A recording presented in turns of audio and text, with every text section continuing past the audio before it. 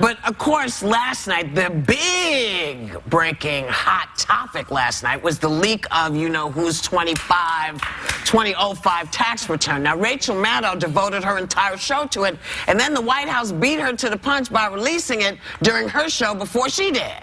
But was what you found out as disappointing as, say, the ending of Lost?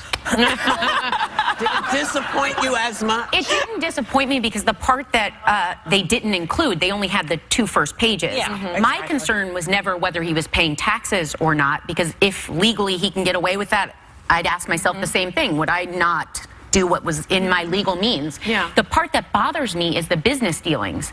And so what you can't find in those first two pages is what I think was what they were hiding before. There's a theory that his camp leaked this because it looks good. It was fine. And it was like he picks out 1 year where he actually paid taxes. Well, you know what struck me as odd is in 2005, he said his net worth was $2.7 billion. Yeah. You have to be a horrible business person to only get $150 million of income from that amount of assets. Yeah, from I mean, I'm not an accountant, but it just struck me kind of... You don't have to be a mathematician. It just struck me as kind of odd. And I just keep on thinking, so where are his assets?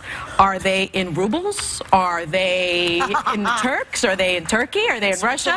What, in Switzerland? What tax haven is he using that he only made $150 million? Keep in mind, that's 12 years ago. Right. It's a 12-year-old tax return. So, I mean, you didn't really get it. You knew he didn't pay taxes. He bragged about it several times during all of the debates. So this is not, I didn't think anything came out of this that we didn't know. This feels more, again, like more distractions from things like, I don't know, the disastrous Obamacare replacement that they keep trying to shove down your throat.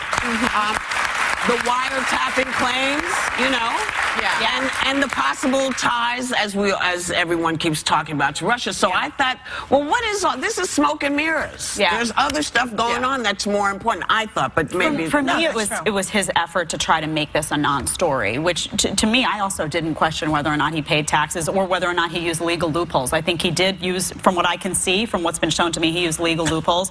But I think there are bigger issues going on right now, and I think you're right. I think people are very concerned about their health insurance.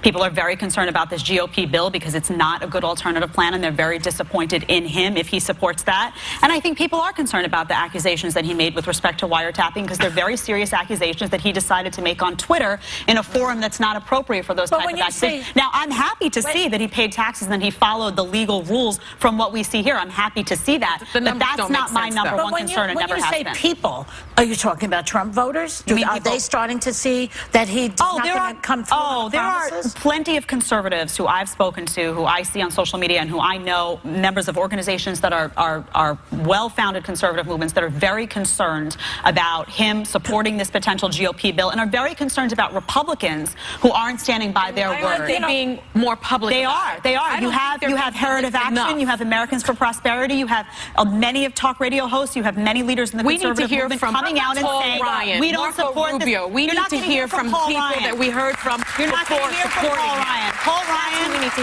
Ryan is a big government guy, and I've been saying that for a long time, and he supports a big government plan as he has in the past. You're not going to hear from him. Yes, this GOP bill that's authored essentially by Paul Ryan is a big government bill that essentially guts the mandate from Obamacare and raises everyone's costs. This is not what they promised. That doesn't sound like a Democratic plan. It's like But what they're not giving what they promised. The Republicans promised to bring an alternative. They promised we can do it better. We can do this the way that they were BSing you. Not promised to bring an alternative. They said they were They said we're going to repeal it. Repeal and replace. That came later.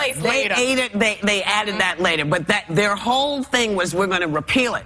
The problem here is if you're just doing it because it was called Obamacare, if that's the only reason you're doing it, get over yourselves. Get over yourself.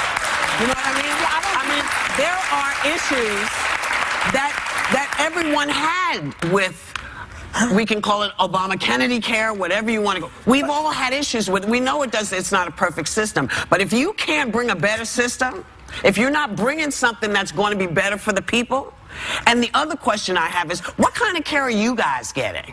Well, that's a fair question because they should have to. These government officials should have to have the same care. They were forced to take Obamacare. Remember years ago, I used to say, I want what you got. Because they used to have premium. You can't believe how good the care was. Then suddenly, they had to get Obamacare, and they were like, oh, we're not doing that. Right. We're not doing it. You had conservative Mark Levin who tweeted out and said he wanted to know if Republicans who are supporting this GOP bill will have to sign on to it. That's because right. anyone with any common sense is looking at this and saying, you told us you were going to address costs that are rising. This is going to raise my costs even more. We're not going to have it. So if we have to live by it, you have to live by it. They need to do Medicare for all. That will solve the problem. One single payer, that's it.